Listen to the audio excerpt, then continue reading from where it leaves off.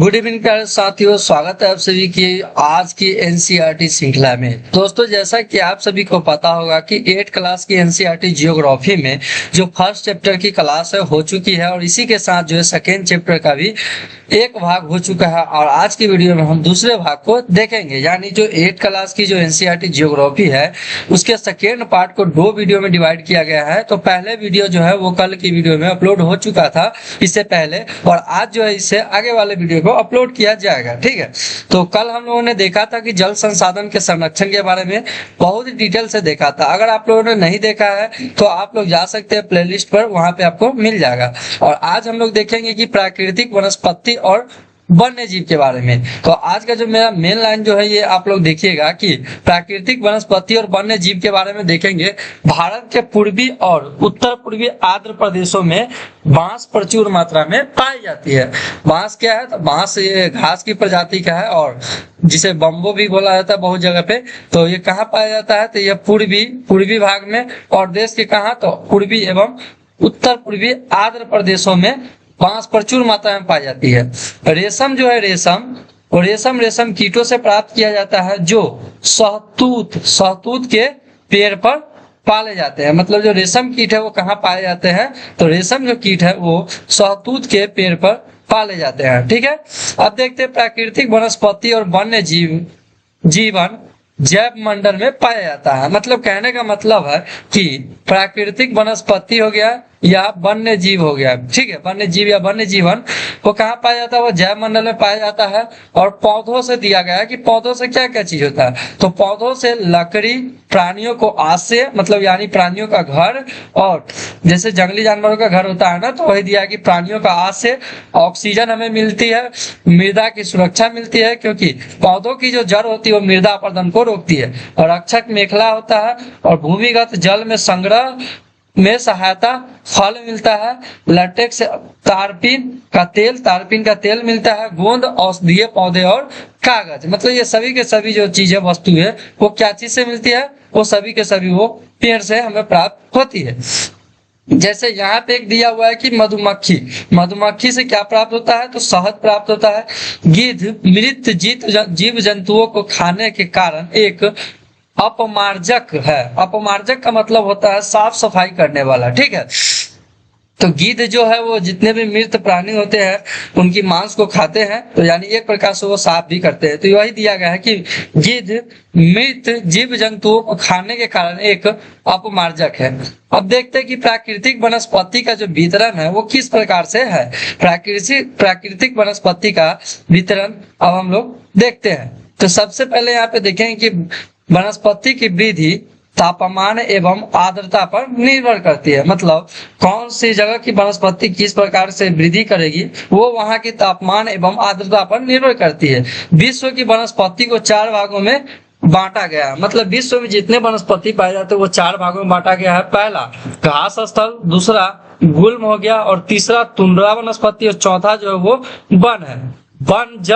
One प्रचुर जल आपूर्ति वाले क्षेत्र में पाया जाता है। मतलब इस लाइन का कहने का मतलब है कि जहाँ पे अत्यधिक जल की उपस्थिति होती है वहीं पे वन पाए जाते हैं। जैसे जैसे आर्द्रता कम होती है वैसे वैसे वृक्षों का आकार और उनकी सघनता कम हो जाती है। मतलब कहने का मतलब है कि जैसे जैसे आर्द्रता कम होती है ना वैसे वैसे वृक्षों का आकार मतलब लंबाई और सघनता मतलब वो कितने घन है, कितने नजदीक वृक्ष है, वो आर्द्रता पर निर्भर करते हैं। जितना कम आर्द्रता होगा उतना ही पौधे का आकार कम होगा और वो घने जंगल कम होंगे। ठीक है, अब देखते हैं सामान्य वर्षा वाले क्षेत्र में वृक्ष और घास उग जाते हैं। ठीक है, कहने का मतलब है कि सामान्य वर्षा वाले क्षेत्र में वृक्ष और घास होते हैं। कम वर्षा वाले जो शुष्क प्रदेश होते हैं, शुष्क प्रदेश में कंटीली झाड़ियां एवं गुल्म उग जाते हैं। पौधों की जड़ें गहरी होती है। मतलब कहने का मतलब है यहाँ पे इस लाइन का मतलब है कि शुष्क प्रदेशों में जो भी मतलब वनस्पति पाई जाती है, कंटीली झाड़ियां पाई जाती है, गुल्म पाए जाते हैं, कैक्टस पाए जाते हैं, इस सभी की जो जड़ होती है ना वो बहुत गहरी होती है। ठीक है, मतलब बहुत लंबी होती है और पृथ्वी के बहुत नीचे तक जाती है। ठीक है, अब देखते हैं पत्तियां कांटेदार और मोमी सतह वाली होती है। मतलब शुष्क प्रदेशों में जो वृक्ष पाए जाते हैं उसकी जो पत्तियां होती है वो कांटेदार होती है और मोमी सतह वाली होती है, मोम की तरह। ठीक है, शीत ध्रुवीय प्रदेशों की तुंद्रा वनस्पति में मॉस और लाइकेन सम्मिलित है। मतलब शीत ध्रुवीय जो प्रदेश होते हैं ना, उसमें तुंद्रा वनस्पति पाया जाता है, ठीक है, जिसमें कौन है तो दो वनस्पति का नाम दिया गया कि मॉस और लाइकेन। अब देखते हैं प्राकृतिक वनस्पति और वन्य जीवन का संरक्षण कैसे किया जा सकता है।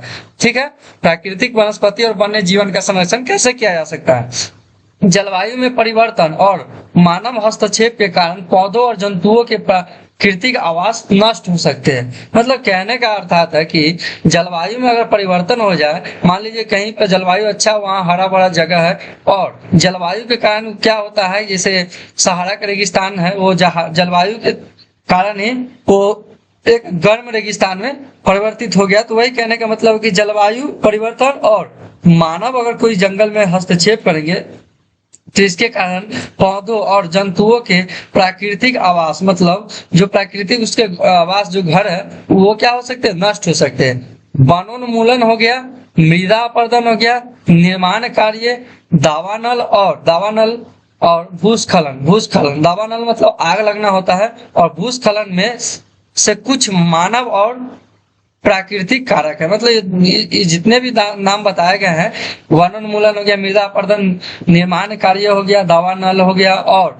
भूस्खलन हो गया, इसमें से कुछ जो है ना मानव और कुछ प्राकृतिक कारक है। ठीक है, वो क्या चीज का कारक है, तो मतलब प्राकृतिक वनस्पति के नुकसान के कारण है। ठीक है, निम्नीकरण के। अब देखते हैं पशु खाल, चमड़ा, नाखून, दांत और पंखों सिंगों के एकत्रीकरण के लिए शिकार किया जाता है। मतलब कहने का मतलब पशु का जो शिकार क्यों किया जाता है, तो पशु का शिकार खाल, चमड़ा, नाखून, दांत और पंख सिंगों के लिए किया जाता है। अब देखते हैं कि जंतु में चीता, शेर, हाथी, ब्लैक बक, मगरमच्छ, दरियाई घोड़ा और हिम तेंदुआ हो गया, शुतुरमुर्ग हो गया और मोर, इनका संरक्षण जागरूकता बढ़ाकर किया जाता है। मतलब ये सब जितने के जितने ये सब नाम दिए गए हैं, मैं इसको मार्क कर देता हूँ, ये जितने के जितने नाम दिए गए हैं ना, इसका संरक्षण किया जाता है। ठीक है, आप लोगों को याद रख लेना है। अब देखते हैं कि राष्ट्रीय उद्यान किसे कहते हैं। राष्ट्रीय उद्यान तो वन्य जीव अभ्यारण्य जैव मंडल नीचे हमारी प्राकृतिक वनस्पति और वन्य जीवन को सुरक्षित रखने के लिए बनाए जाते हैं। मतलब ये सब के जो अभ्यारण्य है, ये सभी क्यों किस लिए बनाए गए हैं, तो प्राकृतिक वनस्पति और वन्य जीवन को सुरक्षा देने के लिए बनाए गए, जागरूकता के तौर पे। ठीक है, अब देखते हैं संकरी घाटियां है, झीलों और आर्द्र भूमि का संरक्षण मूल्यवान संसाधन नष्ट होने से बचाने के लिए किया जाता है।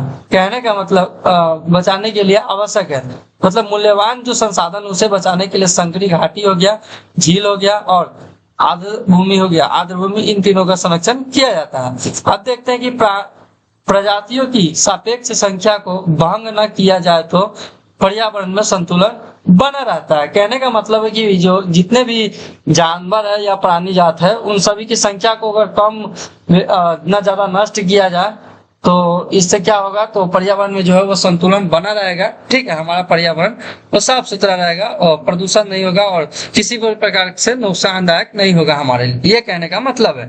अब देखते हैं प्रादेशिक और सामुदायिक स्तर पर जागरूकता। मतलब प्रादेशिक और सामुदायिक स्तर पर जागरूकता कैसे किया जाता है, तो सामाजिक वानिकी से और वन महोत्सव, मतलब वन से रिलेटेड जो कोई पर्व होगा उसे मनाकर क्या कर सकते हैं, जागरूकता बढ़ा सकते हैं। अब देखते हैं क्या कि भारत में शेर, चीता, हिरण, ठीक है, शेरों, चीतों, हिरणों और भारतीय सारस मोर मारना अवैध है। मतलब भारत में इन प्राणियों को अगर शिकार करते हैं तो आपके ऊपर कानूनी कार्रवाई भी हो सकती है। ठीक है, अब देखते हैं पौधों और प्राणियों का संरक्षण प्रत्येक नागरिक का नैतिक कर्तव्य है। ठीक है, नैतिक कर्तव्य है। ठीक है, अब देखते हैं राष्ट्रीय उद्यान के बारे में कुछ दिया गया है यहाँ पे। राष्ट्रीय उद्यान वर्तमान और भविष्य के पीढ़ी के लिए, ठीक है, एक या एक से अधिक परितंत्रों की पारिस्थितिक एकता की रक्षा के लिए नामित किया गया प्राकृतिक क्षेत्र है ये। ठीक है, इसे आप लोग बढ़िया से ये सब याद कर लीजिए। जितने के जितने नोट्स हैं सभी के सभी इंपॉर्टेंट है और ये हमने बीपीएससी को नजर में रखते हुए बनाए।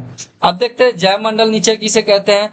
यह वैश्विक नेटवर्क द्वारा जुड़े रक्षित क्षेत्रों की एक श्रृंखला है जिसे संरक्षण और विकास के बीच संबंध को प्रदर्शित करने के इरादे से बनाया गया है। आप देखते हैं कि गिद्धों की मृत्यु कैसे होती है। आप देखते हैं गिद्धों की मृत्यु कैसे होती है, गिद्ध जो होते हैं उनकी मृत्यु होती कैसे है।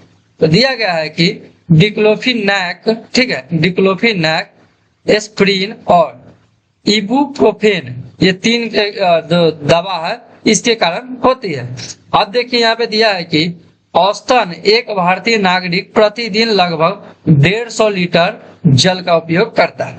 यह आपको सुनने में अजीब लगता होगा, लेकिन आप लोग यहाँ नीचे में जो है इसका उपयोग दिया गया है और कितने हैं, मतलब कितना उपयोग इस चीज के लिए किया जाता है वो सभी के सभी दिया गया है और ये औसतन में है, ठीक है। तो यहाँ पे दिया है कि औसतन एक भारतीय नागरिक प्रतिदिन लगभग 150 लीटर जल का उपयोग करता है। अब यहाँ पे उपयोग दिया गया है, तो उपयोग आप लोग यहाँ पे देख सकते हैं, ठीक है। तो हम आपको बता देते हैं यहाँ पे, एक सेकेंड, ठीक है। तो यहाँ पे आप लोग देखेंगे आप क्या कि उपयोग, सबसे पहले हम उपयोग देखेंगे और इधर लीटर दिया हुआ है कि प्रति व्यक्ति प्रतिदिन के लिए, ठीक है। जैसे पीने के लिए, ठीक है, पीने के लिए आप कितना जल यूज करते हैं रोज, तो वो 3 लीटर दिया हुआ है, ठीक है। और उसके बाद खाना बनाने के लिए कितना दिया हुआ है, तो खाना बनाने के लिए 4 लीटर जल का उपयोग बताया गया है। नहाने के लिए कितना बताया, तो नहाने के लिए 20 लीटर का बताया गया है। जो कि आप सभी को पता होगा कि अगर आप नहाने जाते हैं तो जैसे 20 लीटर वाला डोल भी बहुत, ज्यादातर तो लोगों का 20 लीटर का डोल होता है और उससे आप कम से कम 4-5 डोल पानी से नहाते हैं, मतलब 100 लीटर तो ऐसा ही आप समझिए तो खत्म हो गया। तो यहाँ पर दिया गया है कि नहाने के लिए 20 लीटर यानी औसतन बताया गया। शौचालय या फ्लशिंग के लिए कितना दिया गया है, तो 40 लीटर दिया गया है, ठीक है। वस्त्र उद्योग, वस्त्र धोने के लिए कितना दिया, वस्त्र धोने के लिए भी 40 लीटर पानी का उपयोग बताया गया है। और बर्तन धोने के लिए कितना बताया, बर्तन धोने के लिए 20 लीटर बताया गया है। और बागवानी यानी जो फुलवारी होती है जहाँ पे फूल उल के में पानी देने के लिए आपका 23 लीटर बताया गया। सभी के कैलकुलेशन करेंगे तो सभी के सभी जब कैलकुलेशन करेंगे ना आप, तो ये आपका हो जाएगा टोटल कितना, 150 हो जाएगा, ठीक है। आप देखते हैं यहाँ से कि जनक शैल, जनक शैल रंग गठन रासायनिक गुणधर्म खनिज मात्रा पारगम्यता को निर्धारित करता है। मतलब जनक शैल जो है ना वो रंग गठन रासायनिक गुणधर्म खनिज मात्रा पारगम्यता को निर्धारित करता है। अब देखते दिया कि उच्चावच तुंगता और तीव्र ढाल मृदा के संचय को निर्धारित करते हैं, ठीक है। उच्चावच और तुंगता जो है ना, उच्चावच तुंगता और ढाल मृदा के संचय को निर्धारित करता है। अब देखते हैं दूसरा दिया है कि वनस्पति जात प्राणी जात हो गया और सूक्ष्म जीव ह्यूमस निर्माण की दर को प्रभावित करते हैं। तो मिट्टी के लिए बताया गया, मिट्टी के निर्माण के लिए। चौथा लाइन बताया कि जलवायु तापमान और वर्षा अपक्षय हो गया और ह्यूमस निर्माण, ये सभी के सभी ह्यूमस निर्माण की दर को प्रभावित करता है, ठीक है। मतलब जलवायु तापमान वर्षा और अपक्षय ये चारों के चारों ह्यूमस निर्माण की दर को प्रभावित करता है। और नीचे दिया कि समय मृदा परिच्छेदिका की मोटाई को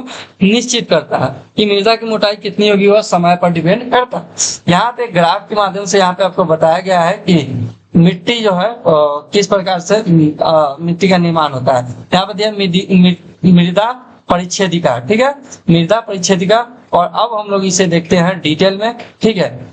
उम्मीद करते हैं कि आप लोगों को वीडियो अच्छा लगता होगा, ठीक है। अब देखिए ह्यूमस दिया हुआ है, पहले क्या दिया हुआ है, तो पहले जो यहाँ पे दिया गया है वो है कि ह्यूमस वनस्पति के साथ ऊपरी मृदा होती है, ठीक है। ह्यूमस जो होती है वो वनस्पति के साथ ऊपरी मृदा होती है। दूसरी नंबर पर जो आता है, मतलब इसे आप 1 कह सकते हैं और इसे आप 2 कह सकते हैं, इसे आप 3 कह सकते हैं और इसे जो आप है नीचे वाले को इसे आप 4 कह सकते हैं। तो दूसरा नंबर में क्या है कि बालू गाद हो गया क्ले के साथ उपमृदा, ठीक है, मतलब दूसरे में पाया जाता है। तीसरा क्या है, तो तीसरा जो है वो अपक्षयित चट्टान पदार्थ है। मतलब अपक्षयित चट्टान पदार्थ है, जो चट्टानों का जो कण होता है ना, जो पिसा हुआ वही है, ठीक है। और लास्ट में जो है वो हमारा जनक चट्टाने हैं और यहाँ पे आपको चट्टान देखने को मिलेगा जैसे कि चित्र में आपको देखने को मिल रहा है। तो दोस्तों इसी के साथ जो है हमारा 8 क्लास की एनसीईआरटी ज्योग्राफी का सेकेंड चैप्टर है आज की इस वीडियो के माध्यम से पूरी तरह से समाप्त हो चुका है। अब हम लोग थोड़ा बात कर लेते हैं कि अभी तक हमारे चैनल के माध्यम से आपको किस क्लास की एनसीईआरटी ज्योग्राफी को खत्म कर दिया गया है। तो सबसे पहला जो है ना वो हमारा वो 6 क्लास की हो चुकी है, ठीक है। 6 क्लास के टोटल ऑल चैप्टर हो चुका है, ठीक है। कितने हैं, तो ऑल चैप्टर खत्म हो गया हुआ है यहाँ पे, ठीक है। तो आप लोग इसे भी प्ले लिस्ट से जाकर देख लीजिएगा और सेकेंड में क्या है, तो सेकेंड में जो है हमारा वो 7th क्लास की भी एनसीईआरटी क्या हो गई है, वो समाप्त हो गई है। ये भी टोटल ऑल चैप्टर हो गई है, ठीक है। और तीसरे नंबर में हम आपको बता दें कि 8 क्लास की जो है एनसीईआरटी जियोग्राफी में ये अभी तक टोटल जो है आज का लेकर 2 चैप्टर जो है टोटल क्लियर हो चुका है, ठीक है। तो आप लोगों ने अभी तक नहीं देखा है तो चैनल पर चले जाइए, वहां पे आपको मिल जाएगा। अगर आप लोगों को नहीं पता है कि कैसे प्लेलिस्ट में जाना है तो भी मैं आपको थोड़ी सी डिटेल दे देता हूँ और बता देता हूँ, ठीक है। तो एक सेकेंड, यहाँ से जैसे ही आप मतलब यहाँ से जैसे हम बैक आते हैं तो यहाँ पे मैं आपको बता देता हूँ कि जैसे आप YouTube ओपन करते हैं, ठीक है। YouTube ओपन करेंगे तो सबसे पहले आपको सर्च बार में चले जाना है, हो सके तो, और लिख देना है बीपीएससी, ठीक है, जीएस पॉइंट, ठीक है, बीपीएससी जीएस पॉइंट। और जैसे ही क्लिक करके आप सर्च करेंगे तो यहाँ पे आपको ये चैनल देखने को मिल जाएगा। और जैसे यहाँ पे आएंगे तो आपको यहाँ पे देखने को मिल रहा होगा कि एक प्लेलिस्ट का ऑप्शन है, ठीक। पहले में यहाँ पे होम है, दूसरे में वीडियो, तीसरे में शॉर्ट, चौथे में प्लेलिस्ट। आप प्लेलिस्ट पे जैसे क्लिक करेंगे तो यहाँ पे आपको सारा का सारा प्लेलिस्ट देखने को मिल जाएगा। और यहाँ पे आप लोग देख सकते हैं कि यहाँ पे सौर मंडल में जो पृथ्वी है ये वाला 6 क्लास की प्लेलिस्ट है, और इसी के साथ 7 क्लास की प्लेलिस्ट ये वाला है, ठीक है। तो आप इसे देख सकते हैं और सभी के सभी वीडियो यहाँ पे देखने को मिल जाएंगे आपको टोटली की टोटल, ठीक है।